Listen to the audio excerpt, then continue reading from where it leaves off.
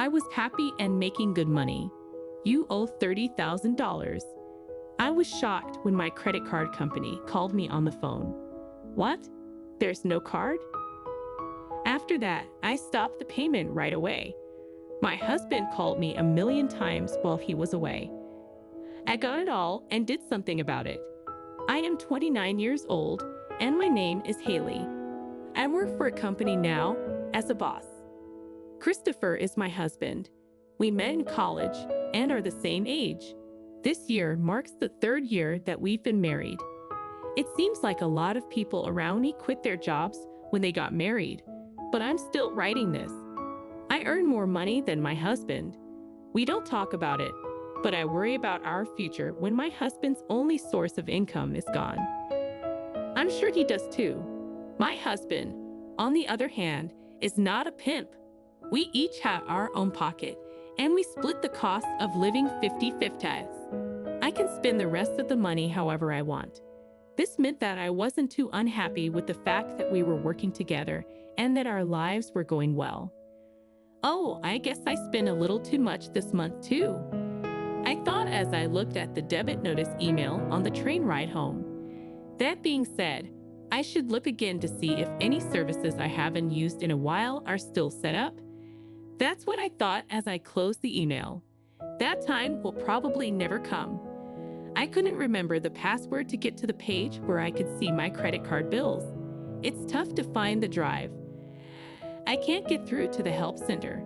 On the world's end, why should people who are working call the call center when it's only open from 9 a.m. to 7 p.m., Monday through Friday? There's no doubt that the lines are long at lunchtime. I'm still signed up for a service, though, so I should be okay. In other words, the call center will call you if the monthly amount is more than $10,000. You're not wrong when you say that this confidence that everything will be okay has made me less likely to call the call center. But shopping online takes my mind off of work worries. When I opened the package and saw the package inside, I felt better, but only for a short time. I'm at home.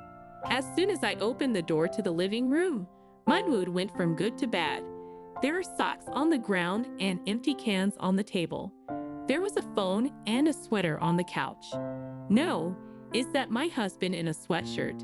Yes, my husband doesn't clean the house at all when he gets home. Instead, he is purposely destroying the house. I point my phone at the couch and say, "Hey, socks and empty cans." This is what I get. It's just a small thing to throw away and wash. Don't be so mad. You might do it. You could do it if you get home early. Why don't you clean the house or make me dinner? He said the next thing when I said S and say, I'm so tired when I get home. I also have to deal with the store's lunch bag. I'm tired too. I said with a shrug, if you don't clean the house, you should work and do the work or the chores, whichever you like better. Oh, please be quiet. I understand. I understand. And the fact that he said it twice showed that he wasn't feeling it.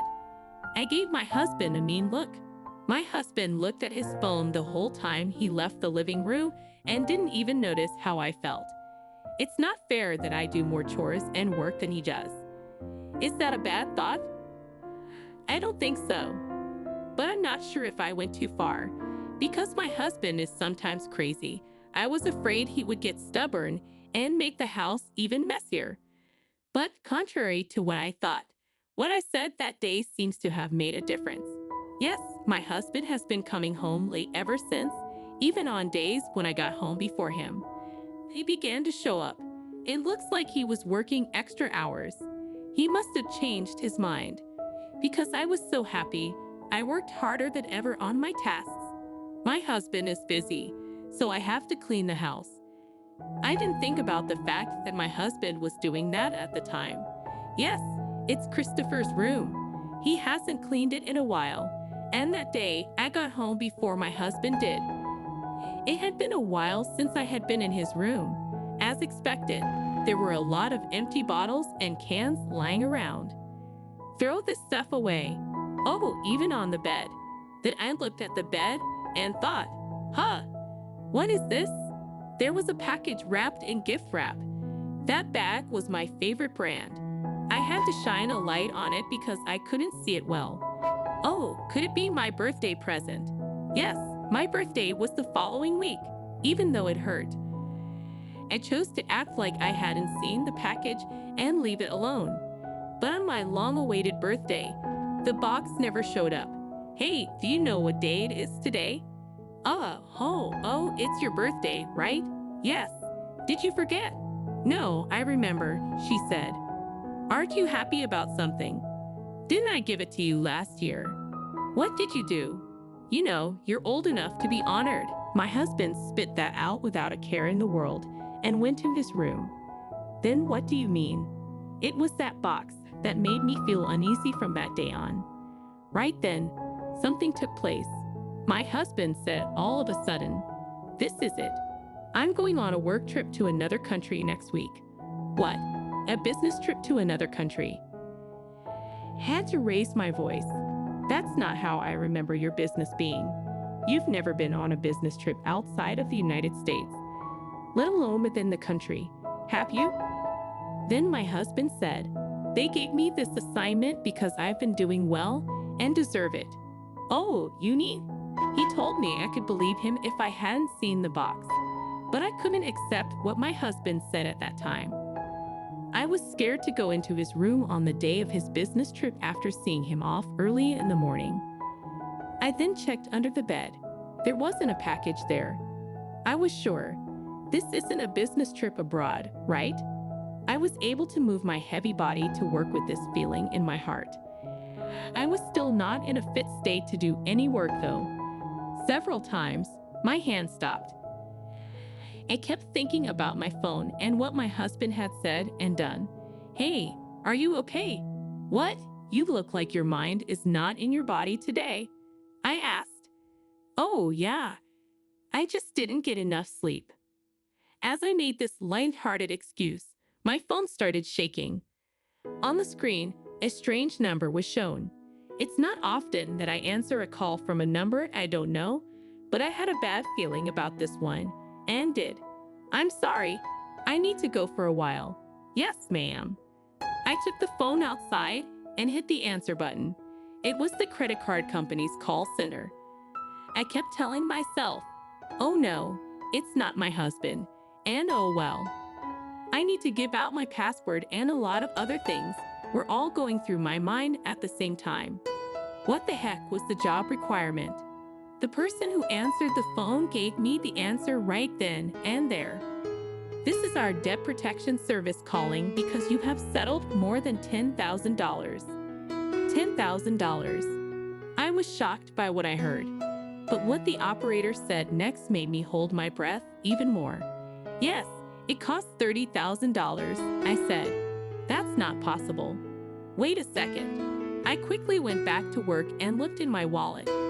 It was no longer there. "That's the card I meant to put there," she said. I put my phone back in my ear. "Pardon me, may I halt that transaction?" "Yes. I think it's still true, so you can stop it." Thank goodness. It made me feel a little better. No, that's not the end of it. I kept going. "And please take care of the stolen card. Right now, I don't have my card with me." I said, "Yes, sir, I will do it right away." Even though I didn't understand, I did what the operator asked and was able to finish the process. I then hung up the phone. The heartbeat in my chest didn't stop for a while after I took the phone call. "I'm sorry, I'm not ready to talk. I'm not able to work. I'm sorry, but I need to go." Early, it seems my credit card was stolen and almost misused, and I've got a lot of things to deal with. I got off track and called my boss. I had a lot of worry at work, and my boss was okay with me leaving for the day. I grabbed the train quickly, and when I looked at my phone, I saw that my husband had called me a million times. It was like he was saying he was the bad guy. I ran home quickly. I quickly took off my shoes, set down my bag, and went to my husband's room. It was on his desk, so I opened it up and looked at the search history. The first thing on the list that caught my eye was a luxury cruise and a travel plan for two. I wasn't asked to go to that event. I looked at the destination and was sure it was the work trip my husband had talked about. He could no longer call it a work trip. I looked through my old emails. That's it. That's it. The name of the person is written there. Murillo. What the heck is this woman? I was going to hit the keyboard out of anger, but instead I looked at what I thought was proof in a rough way. My phone wouldn't stop ringing while I checked. Oh my God, shut up. Oh yes. And while I'm at it, I'll use the password I got from the call center earlier to check my credit card usage history. I went to my page and looked through my records of uses. What? What is it? As I scrolled through, my mouth kept getting wider and wider. I forgot about a payment. After that, the money was paid for that brand of bag. Yes, it all made sense. In short, Christopher paid off his mistress Rio with my credit card and even took a trip abroad that he said was for work. Oh no, I don't want to boo. Boo. After several calls, I finally picked up the phone with all my might. What? You finally picked up after calling over and over. The credit card doesn't work. When my husband spoke, he was already talking about the card. Whose? When I asked him directly, he mumbled. You ask whose? Yes, but I don't have a credit card. That is, you took my credit card, right? My husband got antsy while I worked. No, that's not theft. I took it from someone. When you're abroad, it's easier to use than cash. When I'm on work trips, I use it for many things. Work trips. That's correct. What if it gets in the way of my work? It was meant to look like my husband was on a work trip, but I told him what I meant. What about a luxury cruise? What? Why do you want to know that? Well, that's business entertainment. A fun time for Rio? Why do you need to talk about Rio? Was she happy with the designer bag? What are you going to say? Did you just call Rio in a nice way? Do you really want to act like you don't know her? What? What do you want to say? I understand everything. I know that you tried to spend $30,000 on a luxury cruise and a vacation package for couples. I also know that you have been using my credit card to pay Rio a lot of money. My husband said twice, as if he wanted to start over. I understand. After I told him what I said. I'm sorry I cheated. I'm sorry, but I can't go home until you activate the credit card. Why are you acting that way? Do you think it will go away if you just say sorry and admit it? And friend, please spend the rest of your life at your resort. My husband was about to say something, but I hung up the phone instead. The phone started booing right away and kept booing. I turned off the call because it was too loud and making me crazy. Finally, the email said that the return trip would be at noon 3 days later. I called the company right away and decided that I would finish everything in 3 days. As a first step, I had to get everything out of the house. It was the second day that I told my in-laws what happened. Took the divorce papers and my husband's computer with me. When my in-laws saw my story and all the proof, they were angry. They said they were sorry and promised to get a divorce, pay me $113,000 in alimony, and return the money he had spent. Then, in no time, it was time for my husband to go back to Japan. I got a call early that evening from my in-laws telling me that our divorce papers had been received safely. To my surprise, my ex-husband had only taken the credit card and not any other money. The woman had given him $30,000 instead. As you might expect, she was very angry. She changed her ticket without permission before the return date and went back to Japan before him. I asked myself why she didn't just take the plane ticket and visa from my ex-husband and leave for Japan. While I was listening to the story, I thought about how when my ex-husband got back to Japan, my things were gone from my house and my phone wouldn't connect. So he ran to my in-laws' house.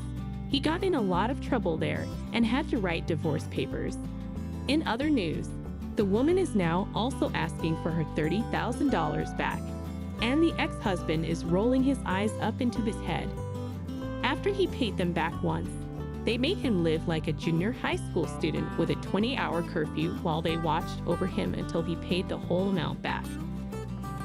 I finally made a $9,000 claim against the cheating wife after getting information from my in-laws about what had happened and how to reach them.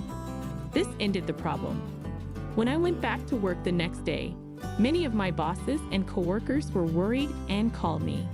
"Hey, are you okay? I'll listen to the story if it's okay with you. Say thank you. I'm thankful to work for such a friendly company. Every once in a while, I'll buy you a drink. Let's get a drink. It's really just a game of whining. Thanks a lot." As I drank the beer, I poured all of the past into the center of my mind. I love it. From now on, it looks like only good things will happen. Yes, that's right.